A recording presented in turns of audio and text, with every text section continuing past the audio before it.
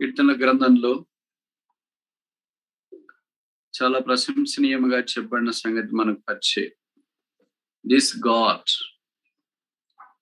ఈ దేవుడు, hour God, మన దేవుడు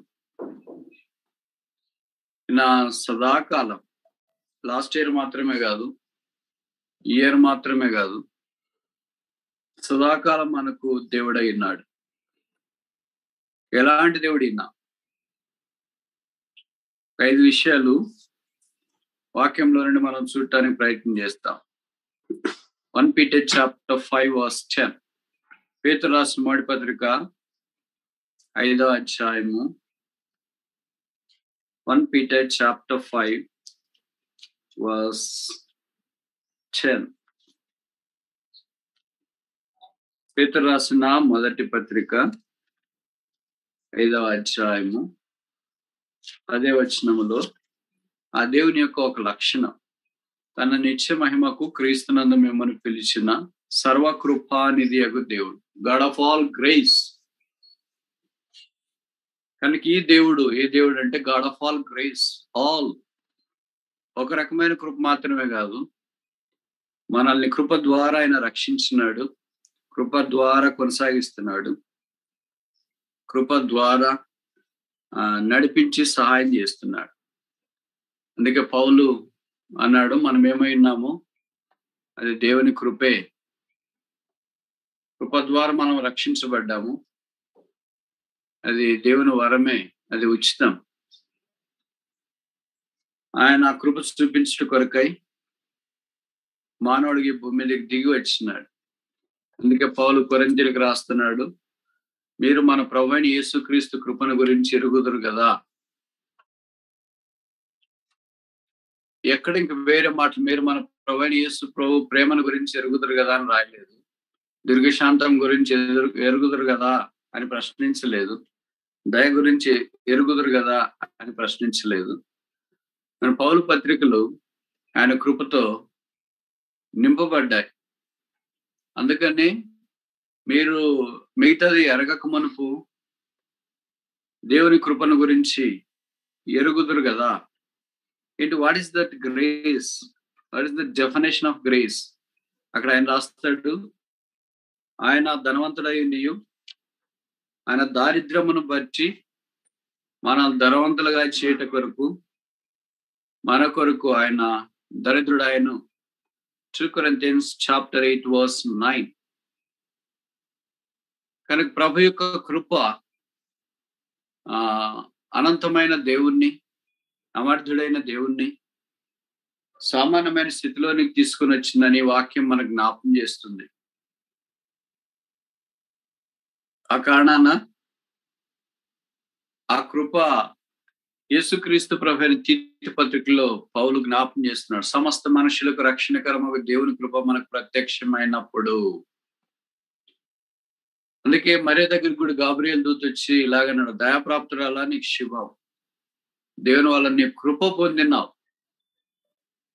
కృప పొందినావు అంటే రక్షకుని పొందబోతున్నావు, ఆయన గర్భాన్ని వస్తున్నాడు. కనుక మనల్ని ప్రేమించిన యేసు ప్రభు మన కొరకే శిలువ మీదకి వెళ్ళి ఆ కృపను వెల్లడి చేయటం కొరకే ధనవంతులైన రిక్తుడిగా చేయబడ్డాడు. ఆయన శిలువలో గాయపరచబడ్డాడు, నిందించబడ్డాడు, అవమానపరచబడ్డాడు, దూషించబడ్డాడు. ఆయన నలగొట్టుట యెహోవాకు ఇష్టమైన వాక్యంలో చెప్పబడింది. రక్తం కార్చి చనిపోయి సమాధి చేయబడి తిరిగి లేపబడ్డాడు. అందుకే ఎఫెసీ పత్రికలో చెప్పబడింది, కృప ద్వారా saved by grace, saving grace, రక్షించే కృప. రక్షించబడిన తర్వాత ఈ యాత్రలో కొనసాగటానికి పౌలు అన్నాడు, నా కృప నీకు చాలని ప్రభు నాతో అన్నాడు అని. కొరింథీయులకు రాసిన 2వ పత్రికలో ఆ మాట 12వ అధ్యాయము 9వ వచనంలో చెప్పబడింది, నా కృప నీకు చాలు. ఇంకా సస్టైనింగ్ గ్రేస్, ఇలాగ ఎన్నో రకాలైన కృపలు దేవుని వాక్యంలో మనకు జ్ఞాపకం చేయబడుతుంది. అందుకే is God of all grace, సమస్త విధములైన కృపను ఆయన మన పక్షాన చూపించడానికి ఇష్టపడ్డాడు. సో ఈ దేవుడు సదాకాలం మనకు దేవుడు అయినాడు. పాత సంవత్సరం మాత్రమే కాదు, కొత్త సంవత్సరంలో కూడా ఆయన మనకు దేవుడై ఉన్నాడు. వర్తమాన భూత భవిష్యత్ కాలంలో ఆయన మన దేవుడు. ఎందుకంటే ఆయన గుణలక్షణాలు అంత మనం పొందినట్లుగా దేవుడు సిద్ధపరిచినాడు. God of all grace. రెండవది కొరింథీయులకు రాసిన 2వ పత్రిక 1వ అధ్యాయం 3వ వచనం. 2 Corinthians chapter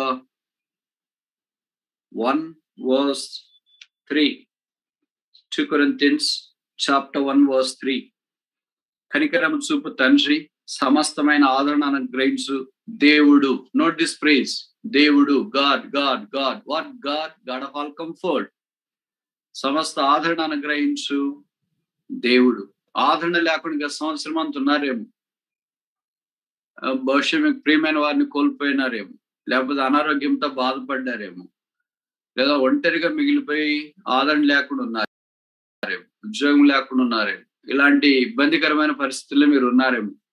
ఆయన పేరు ఆదరణకర్త. అందుకే యేసుప్రభు వారు ఈ భూమి మీద నుండి వెళ్ళిపోయేటప్పుడు అన్నాడు, నేను వెళ్ళి మీ యొద్దకు ఆదరణకర్తను పంపిస్తాను. రక్షణకర్త కాదు, ఆయన ఆదరించుట కొరకే కర్తను పంపిస్తాను అన్నాడు. రక్షకర్తగా యేసుప్రభు వారు చేసి ముగించిన సిలువ కార్యము కొనసాగుతుండగా ఇప్పుడు జీవితంలో కలిగే పరిస్థితులు బట్టి ఆదరణకర్త ఉంటాం. మనకేం ఆదరణ? కష్టాలు, శ్రమలు, దుఃఖాలు ఏం లేకపోతే ఆదరణకర్త పని ఏముంది? ఆదరణ ఎందుకు?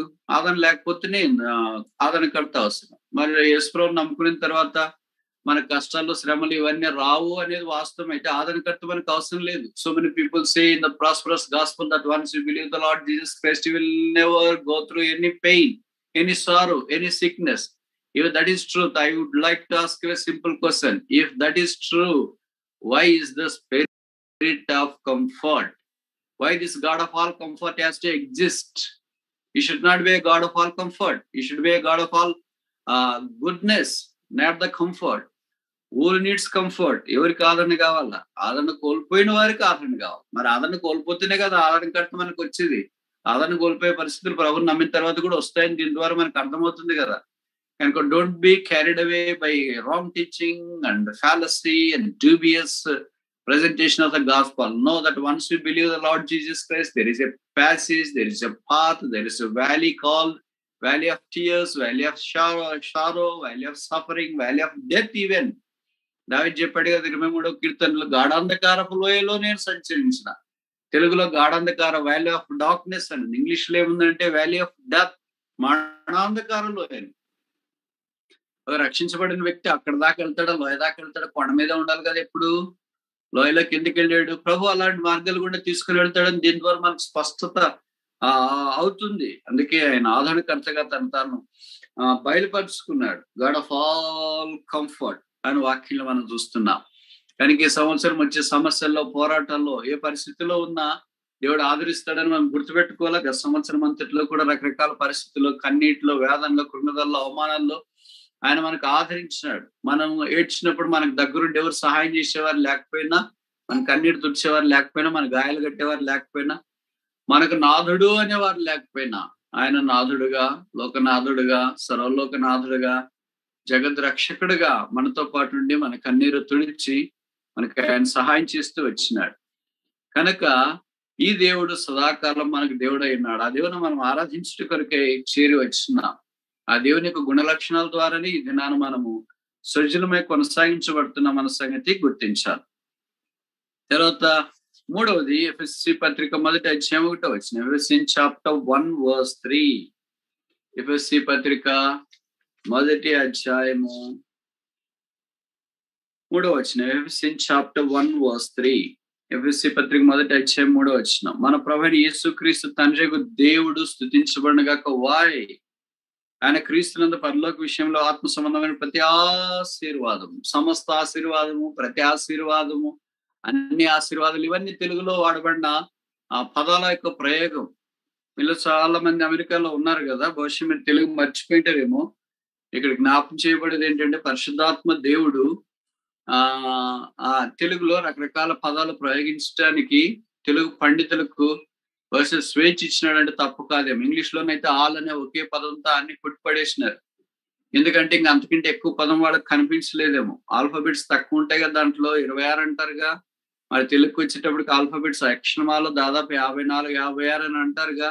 కొంచెం పదప్రయోగం పరిశుద్ధాత్మ దేవుడు రకరకాలుగా చేస్తూ వచ్చినాడు. సమస్త ఆదరణని కొన్ని చోట్ల అన్నాడు, అన్ని రకాలైన కృపలని కొన్ని చోట్ల అన్నాడు, ఇంకా కొన్ని చోట్ల అయితే ప్రతి ఆశీర్వాదం అని అన్నాడు. ఏమైనా ఒకటే అర్థం ఏంటంటే ఆల్ ఆల్ ఆల్. కనుక ప్రతి ఆశీర్వాదం ఆయన మనకు అనుగ్రహించను. మనం పొందిన ఆశీర్వాదము మన భక్తిని బట్టి, నీతిని బట్టి, గొప్పతనాన్ని బట్టి, ప్రార్థన బట్టి, ఆత్మీయతను బట్టి, విశ్వాసతను బట్టి జరిగింది కాదు. ఇది ఉచితంగా, ఇది అనుగ్రహం. ఇక్కడ తెలుగులో రాశారు కదా, ఆల్ గివెన్ అని బహుశా ఇంగ్లీష్ లో ఉంటదేమో, తెలుగులో చాలా పెద్ద పదం వాడారు, అనుగ్రహం. దేవుడు మనకు అనుగ్రహం. అందుకే రోమపత్రిక 8వ అధ్యాయంలో చెప్పబడిన తన కుమారుని అనుగ్రహించడానికి వెనుదీయని దేవుడు. కానీ కుమారుని అనుగ్రహించినాడు. యోహాను 3:16లో దేవుడు లోకం ఎంతో ప్రేమించి తన కుమారుని మన కొరకు అనుగ్రహించాను. ఇది అనుగ్రహము. ఇది మన వల్ల కలిగింది కాదు, దేవుని దయే. కనుక ఆశీర్వాదాల సంపద, పరసంబంధమైన ఆశీర్వాదాలు, దేవుని యొక్క అనుగ్రహం. పరలోకం అంటేనే ఇప్పుడు మనకు తెలియట్లేదు. ఆ పరలోక సంగతులు అంటేనే మనకు కష్టంగా ఇబ్బడిదిబ్బడిగా అనిపిస్తూ ఉంటాయి. ఏంటబ్బా భూమి మీద ఉండి పరలోకం పరలోకం అంటారు ఏంటి అని. మనం పరలోక పౌరులంగా ఉంటూ ఆ రాజ్యం కొరకు కనిపెడుతున్నాం కనుక పరసంబంధమైన ఆశీర్వాదాలు ఆయన మనకు కుమ్మరించినాడు. మన కంటికి కనబడలేదు, చెవికి వినబడలేదు, మనిషి హృదయానికి గోచరం కాలేదు. యాత్ర విడిచిపెట్టిన తర్వాత దేవుని రాజ్యంలో మనం ప్రవేశించినప్పుడు ఆ రమ్యమైన పరలోక రాజ్యం, దేవుడు సిద్ధపరిచిన ఆశీర్వాదాల సంపద, ఇవన్నీ మనం చూసినప్పుడు ఉక్కిరిబిక్కిరయ్యే పరిస్థితి బహుశా ఉండవచ్చు పరలోక రాజ్యంలో. వాటన్నిటికీ దేవుడు యేసుక్రీస్తు ప్రభు ద్వారా మనల్ని వారసులుగా చేసినాడు. ఆ దేవుడికి సంవత్సరం అంతా కాపాడి భద్రపరిచి ఈ కొత్త సంవత్సరంలో మనం ప్రవేశపెట్టినాడు. అందుకే ఆయన ఆరాధించడం కొరకే మనం చేరి వచ్చినాం. ఈ దేవుడు, this God is our God for ever. ఈ దేవుడు సదాకాలం మనకు దేవుడై ఉన్నాడు. ఏం దేవుడు? గాడ్ ఆఫ్ ఆల్ గ్రేస్, సర్వకృపానిధి దేవుడు. ఏ దేవుడు? రెండవది గాడ్ ఆఫ్ ఆల్ కంఫర్ట్, సమస్త ఆదరణ అనుగ్రహించే దేవుడు. ఏ దేవుడు? మూడవది God of all heavenly blessings, ప్రతి సంబంధమైన పరసంబంధమైన ఆశీర్వాదం దయచేసిన దేవుడు. ఏ దేవుడు? 1 Peter 1:3, 1 Peter chapter 1 verse 3, 1 Peter chapter 1 verse 3. తెలుగులో 3-4 వచనాలు కలిసి ఉన్నాయి. మన ప్రభువు యేసుక్రీస్తు తండ్రి అయిన దేవుడు స్తుతించబడును గాక. సేమ్ ప్రైజ్ ఎఫెసీ 1:3 చెప్పబడింది కూడా ఇప్పుడు పేతురు 1:3 వాడుతున్నాడు. ఎఫెసీ పత్రిక అయితే పౌలు రాశాడు, పేతురు పత్రిక అయితే పేతురు రాసినాడు. కానీ కంటెంట్ ఏంటో వాళ్ళిద్దరు కలిసి they are led by the same spirit, so same words are coming out of their mouth, the words of praise, the words of worship, the words of God's goodness. దేవుని యొక్క మంచితనాన్ని గురించి ఇక్కడ చెప్పబడుతుంది. మృతుల్లో నుండి యేసుక్రీస్తు తిరిగి లేచటం వల్ల జీవంతో కూడిన నిరీక్షణ మనకు కలుగునట్లు. మృతులలో నుండి యేసుక్రీస్తు ప్రభువారు తిరిగి లేచిన, the power that brought him out of the death. కనుక ఈ దేవుడు ఎలాంటి వాడు అంటే గాడ్ ఆఫ్ ఆల్ పవర్, సర్వశక్తి కలిగిన వాడు. మత్తయి సువార్త 28వ అధ్యాయం ఆఖరి వచనంలో చెప్పబడింది, లో ఆల్ పవర్ ఇస్ గివెన్ అంటు మీ, భూమి మీద నాకు సర్వాధికారం ఇవ్వబడింది. కనుక యేసుక్రీస్తు ప్రభువారు సర్వాధికారి అయిన దేవుడు. Almighty God, almighty means all powerful. All powerful means there is no power apart from him. ఆయనకు వెలపట్ట, ఆయనకు దూరంగా, ఆయనకు అందుబాటులో లేనిది ఏ శక్తి కూడా దూరంగా లేదు. కనుక ఆ శక్తిని ఆయన మన పక్షాన వెల్లడి చేసినాడు. కాబట్టి తుదకు ప్రభువును బట్టి మహాశక్తివంతులై బలవంతులైనది బైబిల్లో రాయబడింది కదా. ఎఫెసీ పత్రిక 3వ అధ్యాయంలో మనం అడుగు వాటన్నిటికంటే, ఊహించు వాటన్నిటికంటే అత్యధికమైన శక్తి గల దేవుడు. ఆయన పేరే శక్తి గల దేవుడు, గాడ్ ఆఫ్ ఆల్ పవర్. కనుక అలాంటి దేవుడు మనకు దేవుడుగా కలిగి ఉన్నాడు. గత సంవత్సరం అంతా ఆయన శక్తిని మన బలహీనతలో అనుభవిస్తూ వచ్చినాం. ఆయన శక్తి 5 రకాలుగా ఉంది. ఆయన శిలువ శక్తి, సువార్త శక్తి, మహిమా శక్తి, దైవ శక్తి, పరిశుద్ధాత్మ శక్తి, పునరుత్థాన శక్తి. ఇలాంటివన్నీ వ్రాయబడిన సంగతులు మనం ఎరుగదు. అపోస్తలుడైన పౌలు అన్నాడు Philippi 3 that I may know him and the power of his resurrection. ఆయన పునరుత్థాన శక్తిని నేను ఎరుగున్నట్లు. కనుక రోజులు, వారాలు, సంవత్సరాలు దేవుడు మనకు ఎందుకు అనుగ్రహించి ఆపాదించి 10 సంవత్సరాల్లో ప్రవేశపెట్టి దీర్ఘాయుష్మంతులుగా చేస్తున్నాడంటే టు నో హిస్ పవర్, ఆయన శక్తి ఏంటో ఎరుగున్నట్లుగా. This God is our God for ever even unto death. ఈ దేవుడు సదాకాలం మనకు దేవుడు అయినాడు, మరణం వరకు ఆయన మనకు దేవుడు. ఏం దేవుడు? What sort of God is he? What are the characteristics of this God? ఇప్పటిదాకా మనం 4 చూస్తున్నాం. Is God of all grace, సర్వశక్తి గల దేవుడు. రెండోది గాడ్ ఆఫ్ ఆల్ కంఫర్ట్, సర్వాదరణ ఇచ్చిన దేవుడు. మూడోది God of all power, all blessing, ఆశీర్వాదం ఇచ్చిన వాడు. నాలుగవది గాడ్ ఆఫ్ ఆల్ పవర్, సర్వశక్తి గల దేవుడు. ఐదవది ఆఖరిది రోమపత్రిక 15వ అధ్యాయము 13వ వచనం. Roman chapter 15 verse 13. Romans 15 verse 13. Romans chapter 15 verse 13. రోమపత్రిక 15వ అధ్యాయం 13వ వచనం. కాగా మీరు పరిశుద్ధాత్మ శక్తి పొంది విస్తారంగా నిరీక్షణ గలవారు, నిరీక్షణ కడితే దేవుడు విశ్వాసం ద్వారా సమస్త ఆనందంతోనూ సమాధానంతోనూ మిమ్మల్ని నింపును గాక. చూడండి, శక్తిలో ఇక్కడ రాయబడింది కదా, పరిశుద్ధాత్మ శక్తి. బహుశా నేను ఇందాక చెప్తే మీలో కొంతమంది వాక్య పరిచయం లేని వాళ్ళు అనుకుంటారు, ఏదో ఆయనకి వచ్చేసింది కనుక నోట్లో నుండి చెప్పేశాడు అనుకుంటారు. కాదు, నేను చెప్పిన మాటలు వాక్యంలో ఉన్నవే. పరిశుద్ధాత్మ శక్తి అని చెప్పానుగా, దైవ శక్తి అని చెప్పానుగా, శిలువ శక్తి అని చెప్పానుగా, పునరుత్థాన శక్తి అని చెప్పానుగా. ఇవన్నీ వాక్యంలో రాయబడిన మాటలే. ఇప్పుడు ఈ పరిశుద్ధాత్మ శక్తిని మనం పొంది విస్తారముగా నిరీక్షణ గల వారటకు, విస్తారముగా నిరీక్షణ. చూడండి, ఇది కూడా తెలుగులో వాడబడిన పదము. విస్తారంగా నిరీక్షణ అంటే అదేలేండి, నిరీక్షణ అంటే all hope, God of all hope. అన్ని hopes you can keep in God. మనం కొంతమంది కొన్నే హోప్స్ పెట్టుకొని ఉంటాం, ఆ హోప్స్ జరగవు. In God you can expect all things to happen because is God of all hope.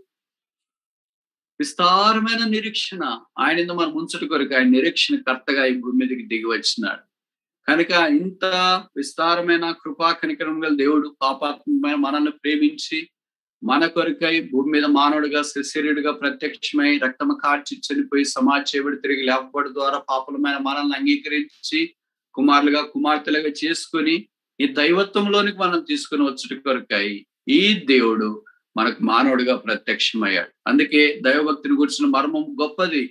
ఏలైనగా ఆయన సశరీరుడుగా ప్రత్యక్షమాయను. ఈ దేవుడు యేసుక్రీస్తు అనే దేవుడు.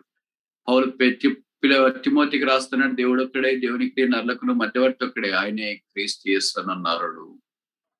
కనుక ఈ క్రీస్తు యేసులో ఉన్న 5 సుగుణాల రాశి మనం ఇంతదాకా చూస్తున్నాం. మొదటిది is God of all grace, సర్వకృపానిధి దేవుడు. రెండోది is God of all comfort, సమస్త ఆదరణ అనుగ్రహించి దేవుడు. మూడోది is God of all blessings, ప్రతి ఆశీర్వాదము గల దేవుడు. నాలుగోది is God of all power, సర్వశక్తి గల దేవుడు. ఐదోది ఆఖరిది is God of all hope, విస్తారమైన నిరీక్షణ కలిగిన దేవుడు. ఈ దేవుడిని ఆరాధించుకుని ఉదయకాలం ఎలాగుంచాం, సంవత్సరం అంతా ఈ 5 లక్షణాలతో మనల్ని నింపి ఆశీర్వదించి ధైర్యపరిచి ప్రోత్సహించి నడిపించిన రాబో సంవత్సరంలో కూడా తిరిగి మన మరణం వరకు కూడా ఈ దేవుని యొక్క 5 సుగుణాల సంపన్న రాశితో మనల్ని కప్పి భద్రపరచాలని కోరుతున్నాడు. కనుక రండి, ఆయన పాదపీఠ మీద సాగిలపడి ఆత్మతో సత్యంతో ఆయన ఆరాధించినట్లు ప్రభు మనకు సహాయం చేయను గాక. ఆమేన్. Praise lord.